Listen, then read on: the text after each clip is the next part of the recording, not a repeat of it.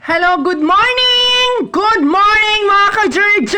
Adi mga sa bait na burikat na wala ka adtog Amerika! Oh, morning day! Narahatag na putag bagkaon sa mga mamagot day! Kay shine man ko nung kuan atong gigawas ang mga baby goat kay ibulad-bulad sa init para mo abtik sila og samot! O nara si Maxi, the only one ra gid iyang baby, nga dako kaayo boy, baby boy ang ihang baby goat. O di ba mga ka-Jerjer? So, isa na lang gyud ang paabuton tong mga naksi, rosing ra gyud ang paabuton pa nato mga ka-Jerjer kay for mama fig man ni sila pregnant, so si rosing sa ang atong paabuton na mga anak na pod mga ka-Jerjer. Kay dumalaga man ni si Rosing, so mutangkod gyud siya 5 months gyud ang iyahang pregnant. O di ba mga ka-Jerjer? Enjoy ang kinabuhi mga ka-Jerjer basta maayo ang atong pagtuo sa Ginoo, di ba mga ka-Jerjer?